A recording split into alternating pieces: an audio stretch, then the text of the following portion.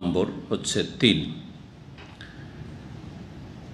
ইমাম বুখারী রাহিমাহুল্লাহ বলছেন তার কিতাবের অধ্যায় নম্বর 8 বাবুল মুসাল্লি ইউনাজি রব্বাহু আযজা ওয়া জাল, সালাতের ওয়াক্ত সম্পর্কে যে অধ্যায়গুলি রয়েছে তার অধ্যায় নম্বর হচ্ছে 8। বলছেন ইমাম বুখারী রাহমাতুল্লাহি আলাইহি এই অধ্যায় হচ্ছে মুসল্লি সম্পর্কে। মুসল্লি হচ্ছে, মুসল্লি মানে যাকে আপনারা দেশি ভাষায় নামাজি বলেন। নামাজি মানে, নামাজির আবার দুটো অর্থ। একটা হচ্ছে যে নিয়মিত 5 ওয়াক্ত সালাত পড়ে, সে হচ্ছে নামাজি। সাধারণত এই ক্ষেত্রে নামাজি কথারই প্রয়োগ হয়ে থাকে, কিন্তু এখানে সেটা নয়। আর একটি অর্থ, সেটা হচ্ছে মুসল্লি মানে সলাতরত ব্যক্তি। সলাত অবস্থায় যে ব্যক্তি রয়েছে সে হচ্ছে মুসল্লি। সে হচ্ছে মুসাল্লি মানে সালাত যেই ব্যক্তি আদায় করছে, যেই অবস্থায় যখন আদায় করছে তখন সে মুসল্লি। এখন বাইরে রাস্তাঘাটে আছে এই অর্থে সে মুসল্লি না, এখন সালাতে নেই সে। কিন্তু দ্বিতীয় অর্থ যেটা আগে বললাম, যে যেই ব্যক্তি নিয়মিত 5 ওয়াক্ত সালাত আদায় করে তাকে আমাদের লোকেরা কি বলে? মুসল্লি মানুষ, তাই না? তো এই মুসল্লি সেই মুসল্লি নয়। তাহলে মুসল্লি ভাষাটির প্রয়োগ যে দুটো ভাষায় রয়েছে তার এখানে দ্বিতীয় অর্থ তা হচ্ছে সলাতরত ব্যক্তি। এই অধ্যায় হচ্ছে যে সলাতরত ব্যক্তি, সলাত অবস্থায় থাকা ব্যক্তি, ইউনাজি রব্বাহু, তার রবের সাথে, তার মালিকের সাথে, প্রতিপালকের সাথে চুপিসারে কথা বলে, গোপন আলাপ করে। আযজা ওয়া জাল, রবের আল্লাহ রাব্বুল আলামিনের গুণ হিসাবে বিভিন্ন বাক্যগুলি সালাফে সালেহিন থেকে চলে আসছে। উলামায়ে কেরাম এবং ভালো মানুষরা ব্যবহার করে থাকেন। যেমন আল্লাহ তাআলা মানে তাআলা, ইয়া তাআলা মানে হচ্ছে মহান, উলুউন থেকে আল্লাহ তাআলা বলতে পারেন। এখন আল্লাহ তাআলার যদি কেউ বাংলায় তর্জমা করে তো মহান আল্লাহ। আমি অধিকাংশ সময় মহান আল্লাহ বলি, কারণ আল্লাহ তাআলা অনেকে বুঝেন না, যদিও বলে কিন্তু ওকে জিজ্ঞেস করেন। অধিকাংশ মুসলিমদের জিজ্ঞাসা আল্লাহ তাআলা যে বললেন তো তাআলা মানে কি, কেউ বলতে পারবে না, অল্প হাতে গোনাকে একজন ছাড়া, ঠিক কিনা? তাহলে আমি মহান আল্লাহ বললাম, তাহলে বুঝলো আমার বাঙালি জাতি, বুঝলো যে আমি মহান আল্লাহ মানে আল্লাহ সবচেয়ে বড় মহান, আল্লাহর উপরে কোনো কিছু নেই সব দিক থেকে। তো আল্লাহ তাআলা মানে মহান আল্লাহ। এইরকমই আল্লাহ সুবহানাহু মানে আল্লাহ পাক পবিত্র, আল্লাহ সমস্ত দোষ ত্রুটি, দুর্বলতা, ঘাটতি থেকে কি মুক্ত। সুবহানাহু, সুবহানাল্লাহ। সুবহানাহু হচ্ছে সুবহান আল্লাহ। আল্লাহ ইসিম জমির, এটা ইসিম জাহির, আর এটা হচ্ছে ইসিম জমির। সুবহানাহু মানে সুবহানাল্লাহ, সেই আল্লাহ যার পবিত্রতা ঘোষণা করছে, যিনি সমস্ত দোষ ত্রুটি থেকে, কমজোরি থেকে, আয়েব থেকে পাক। আল্লাহ সুবহানাহু। অনেকে আজকাল আল্লাহ সুবহানাহু ব্যবহার করছেন, এই প্রয়োগটা আগে থেকে চলে আসছিল, কিন্তু আমাদের সমাজে বাংলা ভাষায় ছিল না। বাংলা ভাষাতে ছিল আল্লাহ পাক। বক্তাদের আলোচনা কি আল্লাহ পাক বলেছেন, তাই না? তো আল্লাহ সুবহানাহু, তো আল্লাহ সুবহানাহু বলছেন বা শুনছেন, কিন্তু অর্থ বুঝলেন না। তো এইরকম বলে লাভটা কি? বলতে হবে বুঝে সুঝে। কিন্তু আমাদের মুসলিম ভাইরা অধিকাংশ ইসলাম পালন করে না বুঝে, না বুঝে ইসলাম পালন করে। তার একটা হচ্ছে আল্লাহ সুবহানাহু বলছেন বা শুনছেন, কিন্তু আল্লাহ সুবহানাহু মানে জিজ্ঞাসা করা হইলে এখন পর্যন্ত জানতেন না আল্লাহ সুবহানাহু মানে কি। আর একটি হচ্ছে আল্লাহ আযজা ওয়া জাল। আযজা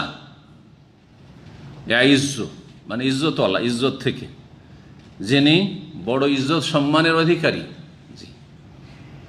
এই আযজা থেকে হচ্ছে আল্লাহর নাম হচ্ছে আজিজ, যিনি মহাপরাক্রান্ত, যিনি সর্বজয়ী। এগুলো হচ্ছে আজিজের অর্থ, যিনি সব কিছুর ওপর শক্তিশালী, আজিজ। আজিজের বিপরীত জলিল, যে কখনো কারো কাছে হেরে যায়, লাঞ্ছিত হয়ে যায় না। আল্লাহ সবসময় আজিজ, মহাজয়ী, আজিজ। তো আযজা থেকে আজিজ, আর জাল্লা থেকে জলিল। আল্লাহর একটি নাম হচ্ছে জলিল, এজন্য আব্দুল জলিল নাম রাখছেন। জি, জলিল মানে মর্যাদা সম্পন্ন, জালাল থেকে, জাল্লা জালাল ওয়াবকা ওয়াজহু রাব্বিকা জুল জালাল। আল্লাহ হচ্ছেন জুল জালাল, যিনি জালাল ওয়ালা, তিনি জালিল। তার সিফাত হচ্ছে, গুণ হচ্ছে, গুণবাচক শব্দ হচ্ছে আল জালিল। তো আজ্জা ওয়া জাল্লা শব্দটি এই সিফাতগুলি থেকে এসেছে, আল্লাহর গুণবাচক নাম থেকে এসেছে। আজ্জা আজিজ থেকে এসেছে, জাল্লা জালিল থেকে এসেছে। তো যিনি মহান আল্লাহ, যিনি আজিজ মহাপরাক্রান্ত, যিনি জলিল বড় মর্যাদাবান, তার সাথে গোপন আলাপ করে মুসল্লি সালাত অবস্থায়। যখন নামাজ পড়ে তখন কার সাথে চুপিসারে কথা বলে? আল্লাহর সাথে। যা বলছেন আল্লাহর সাথে। মানুষের সাথে কথা বলা হারাম। কেউ যদি কথা বলে তাকবীরে তাহরিমার পর থেকে শুরু করে সালাম ফিরা পর্যন্ত, তাহলে তার সালাত বাতিল। কারণ সালাত হচ্ছে আল্লাহর সাথে কথা বলার নাম, মানুষের সাথে কথা বলা নিষিদ্ধ। জি। তো মুসল্লি কি করে? না যায় ও নাজি, এর মাসদার হচ্ছে মোনাজাত। এরই মাসদার হচ্ছে মোনাজাত। মোনাজাত থেকে না যায় ও নাজি। তাহলে আমরা যদি যেই ভাষাটি আমাদের সমাজে ব্যবহারই হয়ে থাকে ইসলামিক পরিভাষা হিসেবে, সেই ভাষা দিয়ে অর্থ করি, ইউনাজি মানে কি করলাম এতক্ষণ? চুপিসারে কথা বলে অথবা গোপন আলাপ করে, তাই না? এখন বলছি আর একটি অর্থ, মুসল্লি সালাত অবস্থায় রবের সাথে মোনাজাত করে। কি করে? হ্যাঁ, মোনাজাত। ইউনাজি মানে মোনাজাত করে। তাহলে এখান থেকে স্পষ্ট বুঝতে পারলেন, হাদিসে এই শব্দটি আসছে, সেখান থেকে এখানে অধ্যায় ইমাম বাখর রহমতুল্লাহ আলাইহি কায়েম করেছেন যে মুসল্লি কতক্ষণ মোনাজাত করে রবের সাথে? যতক্ষণ সালাত অবস্থায় থাকে। সালাত কখন শেষ হয়ে যায়? সালাম ফিরলে শেষ হয়ে যায়। তার মানে সালাম ফিরলে রবের সাথে বান্দার, মুসল্লির মোনাজাতের সময় শেষ। মোনাজাতের সময়। তাহলে মোনাজাত করবেন কোথায়? সালাতের ভিতরে না সালাম ফিরার পরে? কিন্তু আমাদের ভারত বাংলাদেশের মুসল্লিরা যারা দেশাচার সালাত আদায় করে, সুন্নতি সালাতের বিপরীত, সালাম ফেরার পরে মোনাজাত ধরে। সালাম ফেরার পরে কি করে? সম্মিলিত দোয়া করে, ইমাম দোয়া করবে, মুক্তাদির আমিন আমিন বললে, আর ওর নাম হচ্ছে, এই আমলটির নাম হচ্ছে মোনাজাত। মোনাজাত তো শেষ। হাদিসে কি বলা হয়েছে? যতক্ষণ সালাতে থাকে ততক্ষণ মোনাজাত করে। আশা করি বোঝা গেছে। সুতরাং এই মোনাজাত শরীয়ত বহির্ভূত। সালাম ফেরার পরে এই যে বিশেষ তরিকার মোনাজাত, যেটি পরিভাষা, সেটি সুন্নাহ নয়, সুন্নাহর খেলাফ, বিদআত। জি। একা একা কারো প্রয়োজন আছে, আপনি সালাতের মধ্যেও দোয়া করলেন। সালাতের মধ্যে কোন কোন জায়গায় দোয়া করতে হবে? বিশেষ করে যেই জায়গাতে যে কোনো দোয়া করতে পারেন, এবং দোয়া করার জন্য উৎসাহিত করা হয়েছে। দোয়া কবুলের বেশি বেশি চান্স রয়েছে। দুটো ক্ষেত্র রয়েছে। কি কি?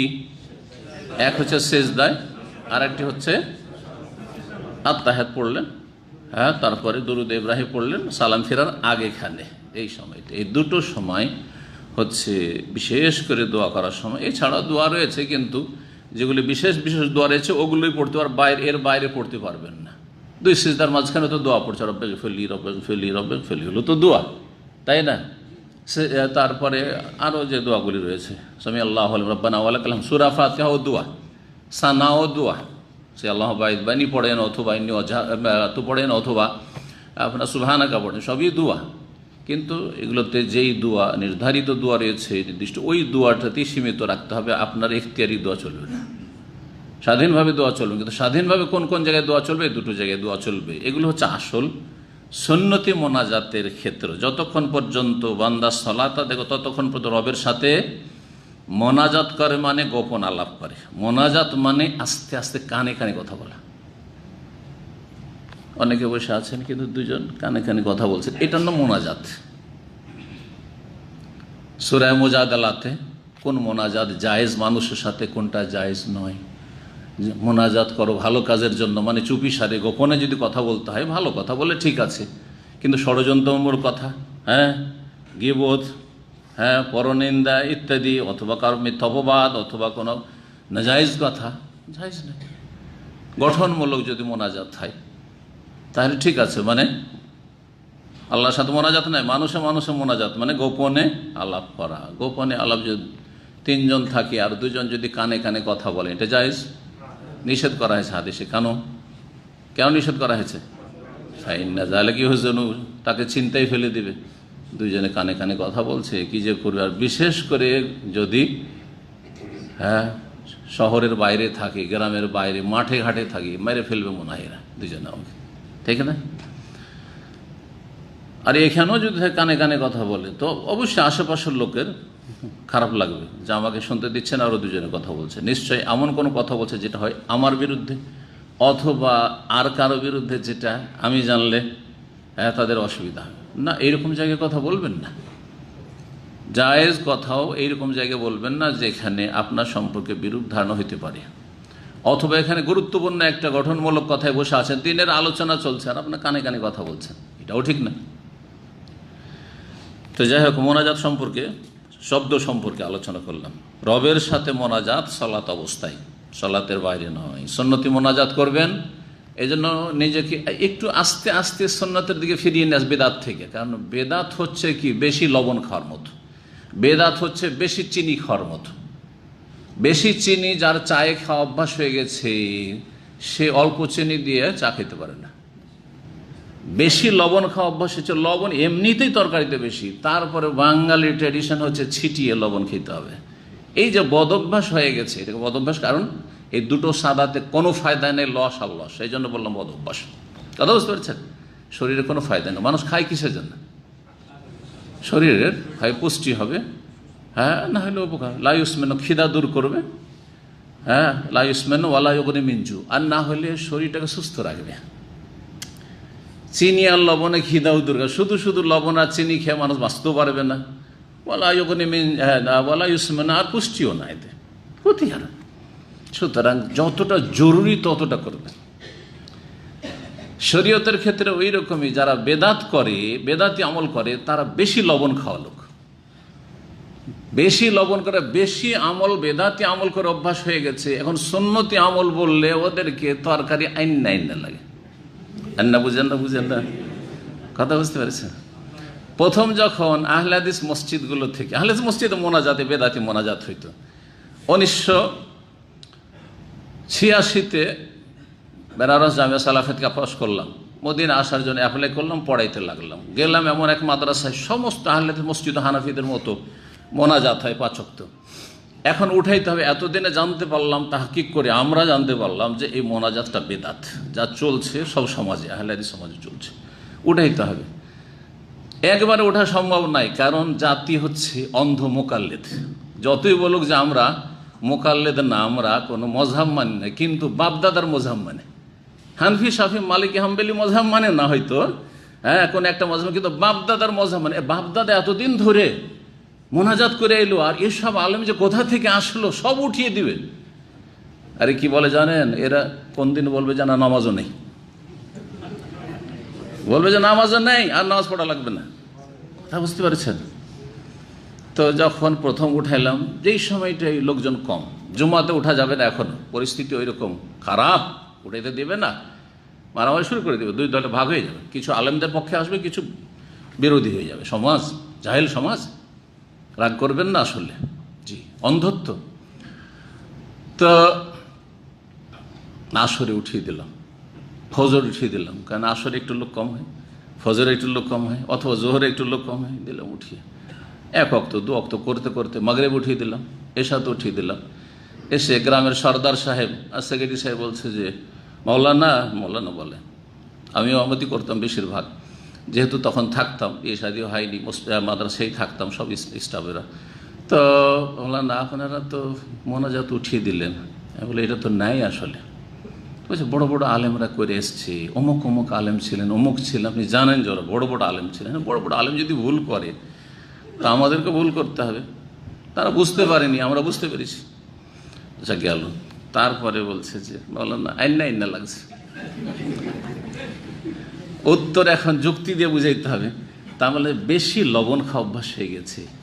এখন আপনাদেরকে একটা নিয়মিত, যেটা স্বাভাবিক লবণ খেতে হয়, অতটাতে নিয়ে আসছি।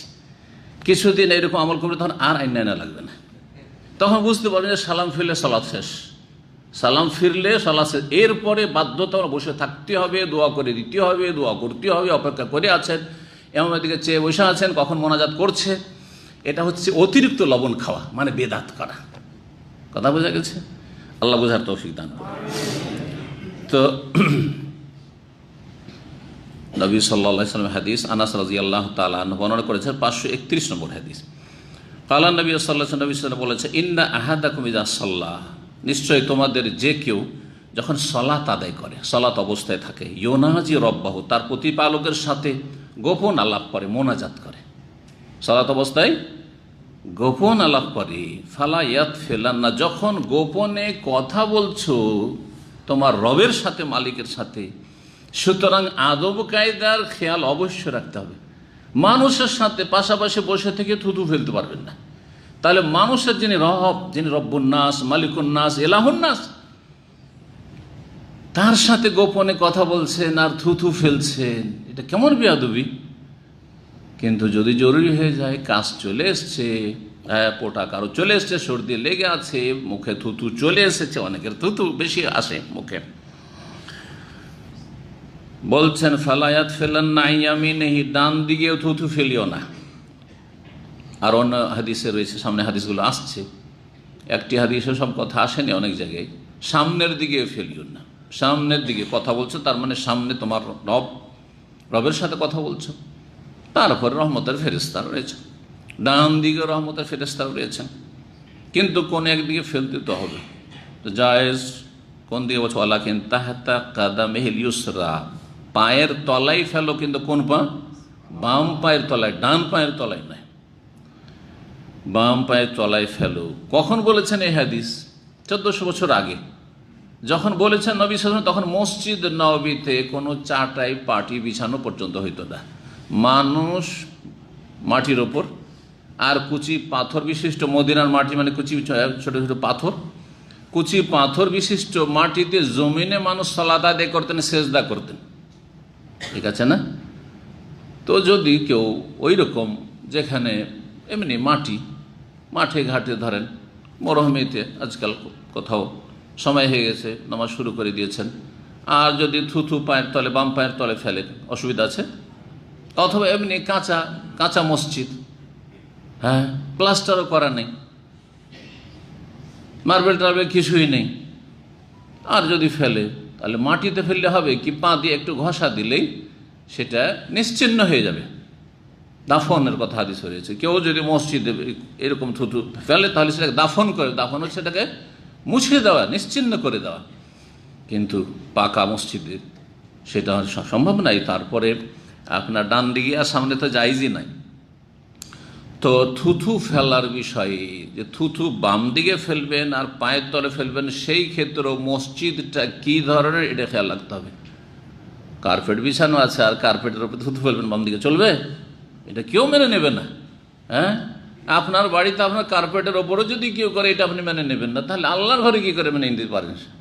সুতরাং এই হাদিসের উপর আমল করতে হবে। নবী সাল্লাল্লাহু আলাইহি ওয়াসাল্লামের যুগের মতো মসজিদ যদি থাকে, সেইখানে আমল করা চলবে। কিন্তু এখন মসজিদের অবস্থা যেহেতু পরিবর্তন হয়েছে, সুতরাং আমাদের কাছে আরও অন্য বিকল্প ব্যবস্থা এসে গেছে। সেটা হচ্ছে রুমাল, হ্যাঁ, টিস্যু নিলেন আর থুথু ফেলে দিলেন, তারপরে নষ্ট করে সেটাকে পকেটে রেখে নিলেন, মসজিদের বাইরে গিয়ে ফেলে দিলেন আপনি ডাস্টবিনে। হাদিস বিভিন্ন বর্ণনাকারীরা বর্ণনা করেছেন, আর অধিকাংশ বর্ণনাকারীরা তাবেঈরা, আনাস থেকে, সব আনাসের ছাত্র। কাতাদা একজন, আর আলা সাইদুন আন কাতাদা, হেশাম।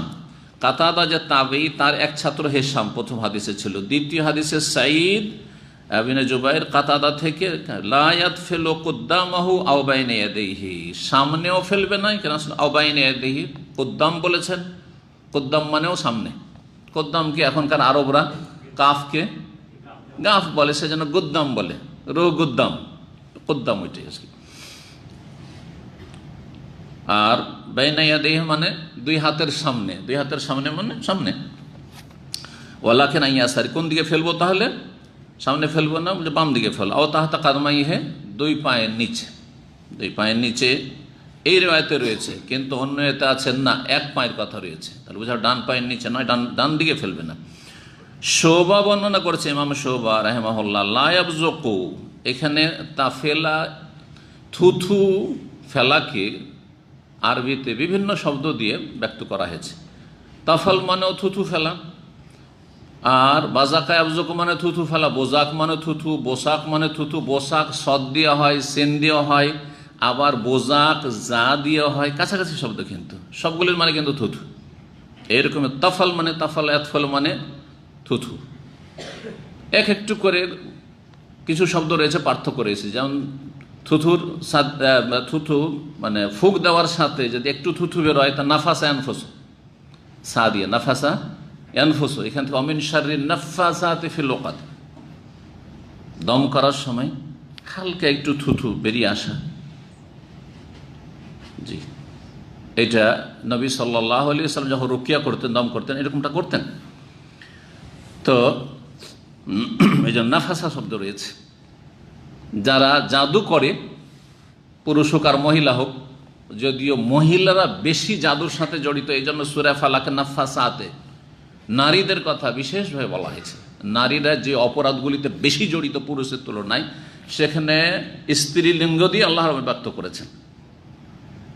যেমন এখানে অমিন শাররিন নাফাসাতে ফিল উকাদ, তো নাফাসা ইয়ানফুসু মানে এমন ফুক দেওয়া যাতে হালকা থুথু বেরোয়।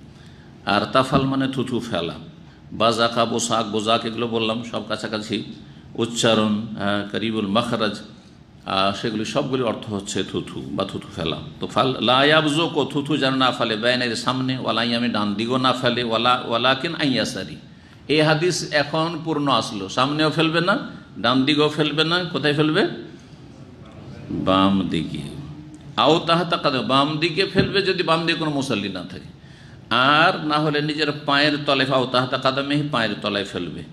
আনাস রাদিয়াল্লাহু তাআলা আনহু থেকে বর্ণনাকারী একজন তাবী হচ্ছেন কাতাদা, আর একজন হচ্ছে হুমায়দ আত-তাওয়িল রাহিমাহুল্লাহু তাআলা। আনাস রাদিয়াল্লাহু তাআলা বর্ণনা করেছেন নবী সাল্লাল্লাহু আলাইহি ওয়াসাল্লাম, তিনি বর্ণনা করেন লা ইয়াবযুকু ফিল কিবলাতে, কিবলার দিকে। এখানে সামনে কথা নেই, কুদ্দাম নেই, বাইনা ইয়াদাইন, কিবলাতে থুথু ফেলবে না, সামনের দিকে থু এইভাবে ফেলবে না।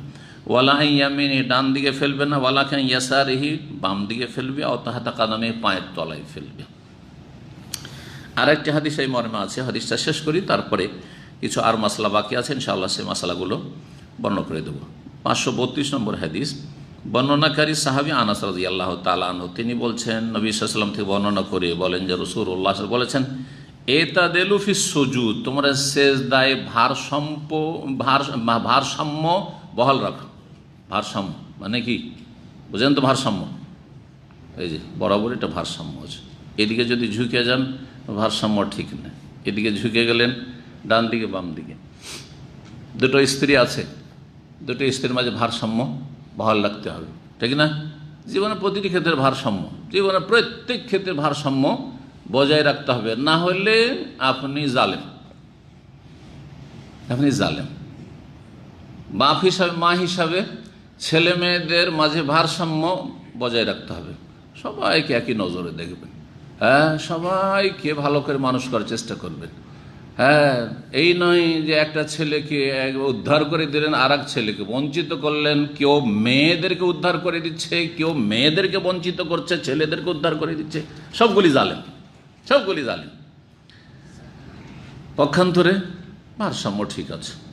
জি, যার যে মর্যাদা, যার যতটা হক, ইন্নাল্লাহ কাদ আতা কুল্লা জি হাক্কিন হাক্কা, প্রত্যেক পাওনাদারকে, হকদারকে আল্লাহ হক দিয়ে দিয়েছেন, আল্লাহ দিয়েছেন, আপনি কেন দেবেন না? ইন্নাল্লাহ কাদ আতা কুল্লা জি হাক্কিন হাক্কাহু, নবী সাল্লাল্লাহু আলাইহি ওয়াসাল্লাম প্রসিদ্ধ হাদিস। প্রত্যেককে আল্লাহ হক ভাগ করে দিয়েছেন, সেই অনুযায়ী যার যেমন মর্যাদা সেই মর্যাদা দিতে হবে, যার যেমন অধিকার সে দিতে হবে। তো বলছেন এতেদাল মানে ভারসাম্য বহাল রাখা, ভারসাম্য ঠিক রাখা। সেজদাতে ভারসাম্য ঠিক রাখো, বহাল রাখো। এমন সেজদাতে সেজদার ভারসাম্য আছে। কেমন করে? যেভাবে রাসূলুল্লাহ সাল্লাল্লাহু আলাইহি ওয়াসাল্লাম সেজদা করেছেন, সেজদার ভারসাম্য একটা হচ্ছে ধীর স্থিরতার সাথে, ইতমিনান, প্রশান্তির সাথে সেজদায় গেলেন, আবার উঠে গেলেন, এমন না। আর উঠে সোজা বসলেন, আবার সেজদায় চলে গেলেন, এমন নাই। সেজদা প্রশান্তির সাথে ধীর স্থিরভাবে সেজদা করবেন। ইমাম কমপক্ষে 5 বার করে তসবিহ করে, যাতে মুক্তাদি 3 বার বলতে পারে। কারণ সর্বনিম্ন উত্তম হচ্ছে 3 বার, সর্বনিম্ন। তো ইমাম যদি 3 বার বলে, তো মুক্তাদি অনেকে দুর্বল আছে, অনেকে অজ্ঞ আছে, তো একবার বলতে পারবে না, হয়তো যেতে যেতে উঠে যাবে। অনেক ইমাম এরকমটাই করে, ও মনে করে যে 3 বার বলে নিয়েছি, অনেক বড় কাজ করে দিয়েছি, তাড়াহুড়া। না, এমন জন্য উচিত নয়, বরং তার বেশি বলে 5 বার 7 বার 9 বার, তারও বেশি বলতে থাকবে। অন্যান্য দোয়া করবে যাতে করে মুসল্লি মুক্তাদিরা সময় পায়। সব দিয়ে খেয়াল রাখবে, সব দিয়ে খেয়াল রাখা ভারসাম্য। তো সেজদা ধীর স্থিরভাবে করবে, সে একাকী নামাজি হোক আর মুক্তাদি হোক অথবা ইমাম হোক।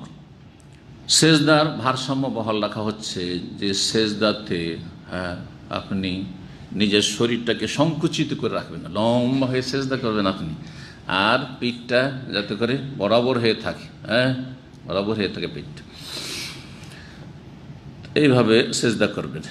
সেজদাতে নিজের হাতগুলিকে গুটিয়ে নেবেন না, শরীরের সাথে সম্প্রসারিত রাখবেন। জি, সেজদাতে নিজের বুককে মাটির সাথে ঠেকিয়ে নেবেন না, সেটা নর হোক অথবা নারী হোক, মহিলা হোক আর পুরুষ হোক। কিন্তু আমাদের হানাফি ভাইদের মহিলাদের সালাতে কি করা হয়, একবারে শরীরটাকে জমিনের সাথে যত বসিয়ে দিবে তত পর্দা নাশীন হবে। যুক্তিতে তারা মুক্তি খুঁজেছে আর হাদিস উপেক্ষা করেছে। এই হাদিস শুধু পুরুষদের জন্য নয়, মহিলা পুরুষ সবাই সামনে নবী সাল্লাল্লাহু আলাইহি ওয়াসাল্লাম এই সম্বোধনে, তোমরা সেজদার ভারসাম্য বহাল রাখো। ওয়ালা ইয়াবসুতু, তার একটা দিক হচ্ছে ওয়ালা ইয়াবসুতু আহাদুকুম যিরাআইহি কাল কালবি, তোমাদের কোন ব্যক্তি মহিলা হোক আর পুরুষ হোক যেন নিজ বাহু নিজ হাতকে জেরা, জেরা হচ্ছে এখান পর্যন্ত, এখান পর্যন্ত জেরা, আর এটুকু হচ্ছে কাফ, এটুকু হচ্ছে কাফ, আর পুরোটা হাত। হাত বলে আপনি এতটুকু উদ্দেশ্য করতে পারেন, হাত বলে এতটুকু উদ্দেশ্য করতে পারেন, কিন্তু হাত হচ্ছে পুরোটাই হাত। জি, তোমাদের কেউ যেন নিজের হাতকে বা বাহুকে কি না করে, বিছিয়ে না দেয়, বাসাতে আসলে বিছিয়ে দেওয়া, সম্প্রসারিত না করি। কেমন করে সম্প্রসারিত করা, বিছিয়ে দেওয়া? কালবে কুকুরের মতো। এখন কুকুর বসে কেমন করে, কুকুর যখন বসে তো সামনের পা দুটাকে এরকম করে সামনের দিকে রেখে দেয়। আপনি সেজদা যখন গেলেন তখন এরকম করে রেখে দিলে আর তারপরে সেজদা করছেন না, তাহলে কি করতে হবে, এভাবে রাখতে হবে। আর সেটাকে একবারে শরীরের সাথে গুটিয়ে রাখলে হবে না, সম্প্রসারিত করে রাখতে হবে।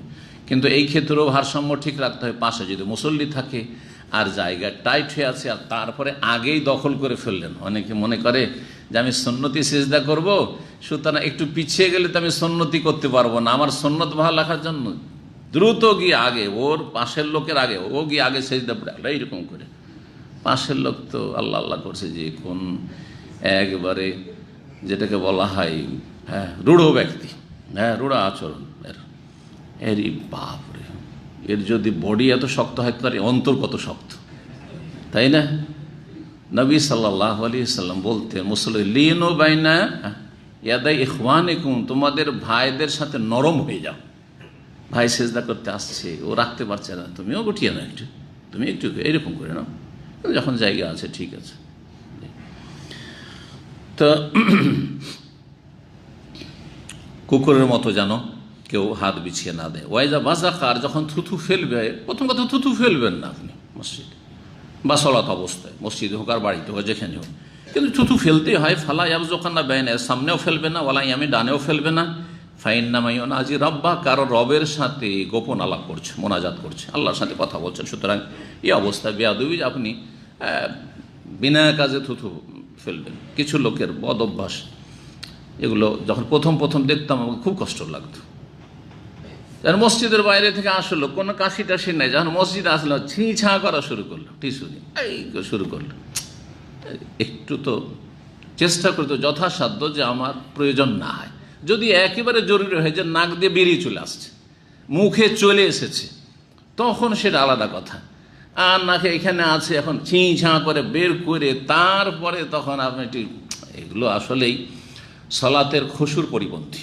যাদের সলাতে খুশু নাই, বডিটা কোনো রকম নামাজ পড়ে আর অন্তর আসলে নামাজ পড়ে না, তাদের অবস্থা এরকম, এমনটা যেন না হয়। কিন্তু জরুরি হলে অবশ্যই করবে, এমন নয় যে নাক দিয়ে সর্দি চলে আসছে আর তারপর না একটু যে বুকে হাত বেঁধে আছি, এটাকে এই হিলানো যাবে না, হ্যাঁ, পকেট থেকে টিস্যু বের করা যাবে না, খালি রিপোর্টটা বেরিয়ে চলে আসে, চলবে? তো বাড়াবাড়িও নেই, ছাড়াছাড়িও ইসলামের নেই, যে মধ্যম পন্থায় না।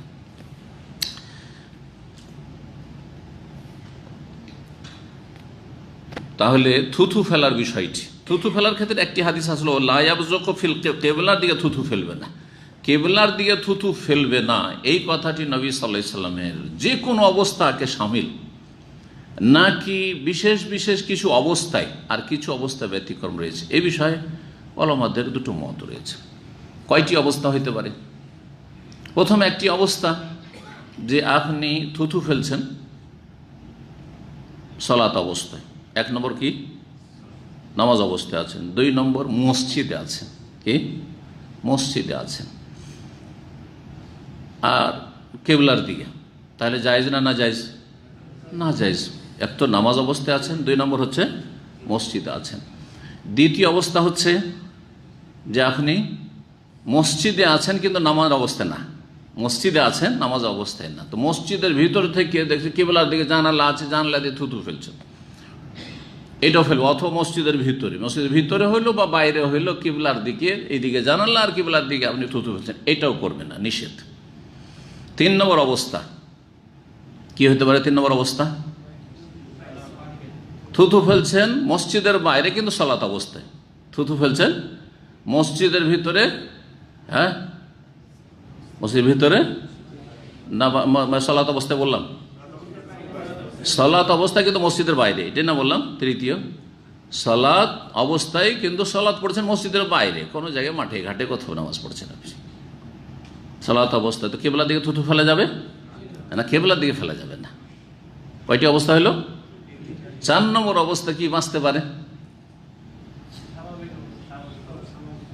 থুতু ফেলছেন, হ্যাঁ, না মসজিদে না নামাজ অবস্থায়, হ্যাঁ মসজিদেও না আর সালাত অবস্থায় নাই, থুতু ফেলছেন কেবলার দিকে, এমনি চলতে চলতে থুতু ফেলছেন, হাঁটছেন, এখানে ধরেন কিংস রোড দিয়ে আর রোডটা গেছে কেবলার দিকে যাচ্ছে, ওই দিকে হেঁটে যাচ্ছেন আপনি, আর থুতু ফেলছেন। এখানে একটি কথা বলে রাখা ভালো হবে যে আমাদের বাঙালিদের অথবা ভারতীয়দের একটা খারাপ অভ্যাস আছে রাস্তাঘাটে থুতু ফেলা, কারণ দেশে, হ্যাঁ, পেচার পেচার করে পানের, হ্যাঁ কি বলে ওটাকে, হ্যাঁ পানের পিক, হ্যাঁ এ পানের পিক ফেলা বদ অভ্যাস থেকে থুতু ফেলা বদ অভ্যাস থেকে গেছে। একদিন ওর টেলিফোনের সামনে দিয়ে হেঁটে আসছে, আর একটা লোক ফেলেছে, আর বাতাস, আল্লাহ বাঁচিয়েছে, তারপরে মনে হলো যে গায়ের কাছে এসে পড়লো। কত একটা অরুচি লাগে, কত একটা মুসলিম সমাজ একটা ঘৃণা ছড়ায়, কত একটা অসভ্যতা, তাই না? বিভিন্ন দিক থেকে আশেপাশের লোক আপনাকে ঘৃণা করবে, তারপর আপনাকে অসভ্য বলবে, এমনিও আপনার আদবের খেলাফ, হ্যাঁ, তারপরে কোনো মানুষকে কষ্ট দেওয়া হলে, কারো গায়ে যদি একটু ছিটে পড়ে বা পড়ে যায়, হঠাৎ করে একটা লোক হয়তো ক্রসিং করছে, আপনি খেয়াল করেননি, তো রাস্তাঘাটে কেন থুতু ফেলবেন? এত জরুরি হয়ে গেছে যে এইদিকে একবার থুতু, একবার থুতু ফেলতে হবে রাস্তায় চলতে চলতে। এই আদবগুলি, এগুলো কিন্তু আর আরবদের থেকে শেখা উচিত। আরবদের কখন রাস্তায় দেবে না যেখানে সেটা থুতু ফেলছে, এটা আমাদের, হ্যাঁ, ভারত উপমহাদেশের লোকেরা এই কাজটি করে রাস্তাঘাটে, এটা ঠিক নয়। হ্যাঁ, কেউ নেই ভালো করে দেখছে, এদিক সেদিক কেউ নেই, প্রয়োজন আছে থুতু ফেলেন, অসুবিধা নেই, ফেলেন হয়তো। তো চতুর্থ অবস্থা কি বললাম? থুতু ফেলছেন কেবলার দিকে, নামাজ অবস্থায়ও না আর মসজিদেও না, মসজিদের বাইরে, নামাজের বাইরে আপনি থুতু ফেলছেন কেবলার দিকে, জায়েজ কিনা? একদল বলছে না, ওইটাও মাকরুহ। এই হাদিসকে একবার আম করে দিয়েছে কি, যে লা ইয়াবযুকু ফিল কিবলা, কেবলার দিকে থুতু ফেলবে না, নামাজ অবস্থায় হোক, মসজিদে হোক, খারেজাল মসজিদ হোক, খারেজাল সালাত হোক, কথা বোঝা গেছে?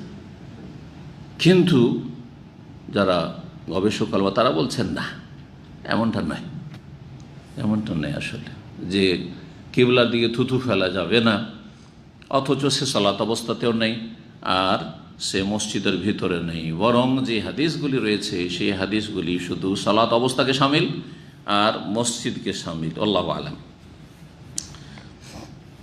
তারপরে বলছেন ফাইনামেনাজি রব্ব হয়ে গেছে। 9 নম্বর অধ্যায় বলছে বাবন, এই অধ্যায় হচ্ছে আল ইবরার বি যোহরে ফি শিদ্দাতিল হার, জোহরকে ঠান্ডা করে আদায় করা ফি শিদ্দাতিল হার, প্রচণ্ড গরমের দিনে। গ্রীষ্মকালে যখন প্রচণ্ড গরম দুপুরবেলা থাকে তখন জোহরকে ঠান্ডা সময় আদায় করা। আবরাদা ইউবরদ মানে ঠান্ডার সময় আদায় করা। বারদ থেকে, বারদ মানে কি? বারদ মানে ঠান্ডা, বারদ মানে ঠান্ডা। এইখান থেকেই আপনার এই কুলারগুলোকে কি বলছে? বাররাদা বলছে, জানেন না? ঠান্ডা করে জোহর আদায় করা ফিসেদের রোদের প্রখরতার সময়, যখন প্রচণ্ড রোদ থাকবে। আরব দেশে কত গরম, এমনি আমাদের দেশে প্রচণ্ড গরম, কিন্তু গরমের সময় গরম, ঠান্ডার সময় ঠান্ডা আমাদের দেশে। হ্যাঁ, সৌদি আরবেও বিভিন্ন এলাকা বিভিন্ন রকম অবস্থা, বিভিন্ন রকম অবস্থা। তো বিশেষ করে মক্কা, মদিনা, রিয়াদ এগুলো জায়গায় গরমের সময় প্রচণ্ড গরম। হ্যাঁ, প্রচণ্ড গরম। আবার ঠান্ডার সময় মদিনায়, রিয়াজে প্রচণ্ড ঠান্ডা, কিন্তু মক্কাতে, জেদ্দায় ঠান্ডার সময় অত ঠান্ডা নাই। দাম্মামে ঠান্ডার সময় অত ঠান্ডা না।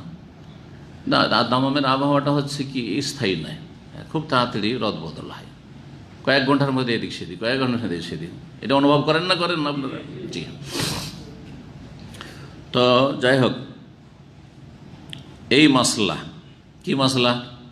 গরমের দিনে জোহরকে বিলম্বে পড়া।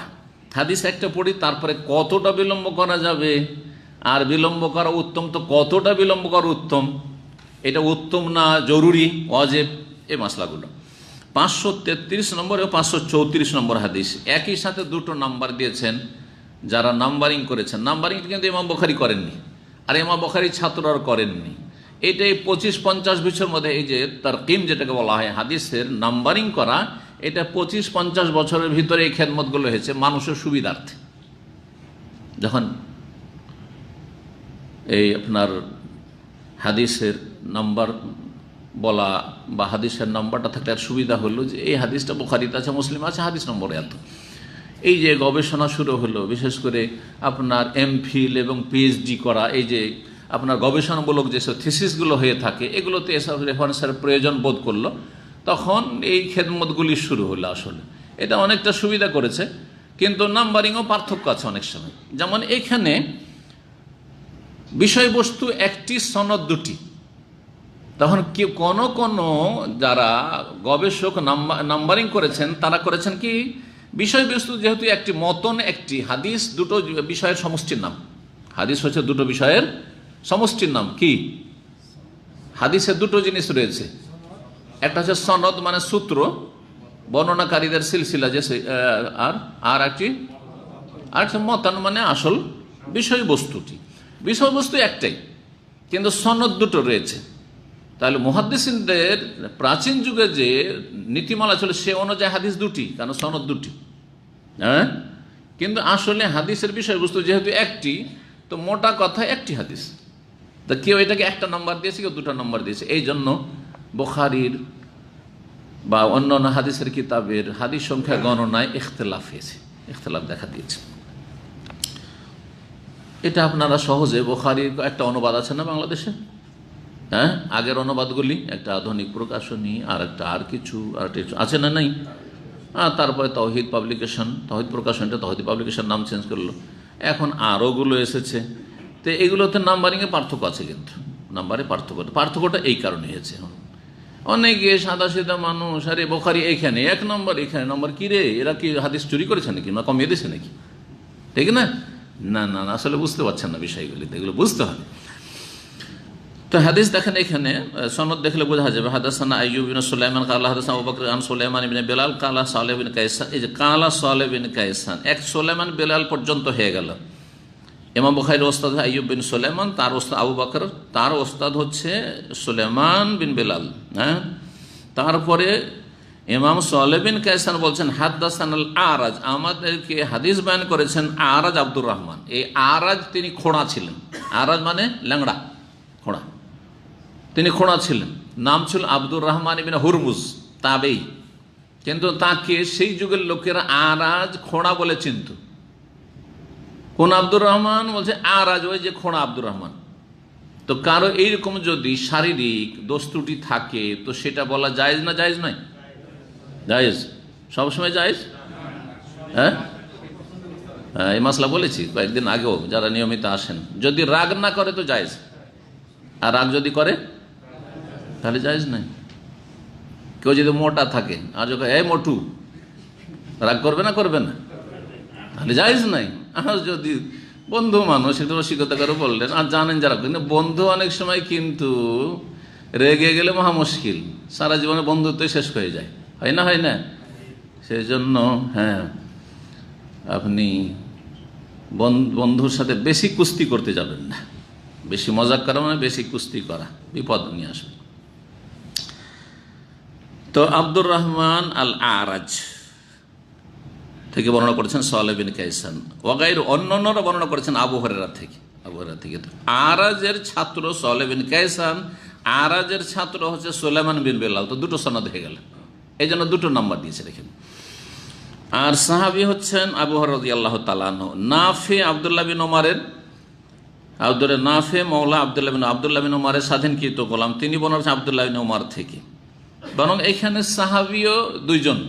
তো তাহলে তাবেঈদের ওখানে না দেখে যদি আমরা এখানে দেখি সাহাবী দুইজন, তো দুটো হাদিস হয়ে গেল। আবু হুরায়রা থেকে একটি হাদিস বর্ণিত, আরেকটি হচ্ছে আব্দুল্লাহ বিন ওমর রাদিয়াল্লাহু তাআলা আনহু বর্ণিত, কিন্তু দুইজনেই একই হাদিস বর্ণনা করেছেন। হাদাসাহু, দুইজনে হাদিস বর্ণনা করেছেন আন রাসূলিল্লাহ সাল্লাল্লাহু আলাইহি ওয়াসাল্লাম থেকে, আন্নাহু কাল, তিনি বলেছেন, ইজাস্তাদ্দাল হাররু, যখন প্রচণ্ড গরম পড়বে। আর প্রচণ্ড গরম কোন সময় হয়? রাত্রে না দিনে?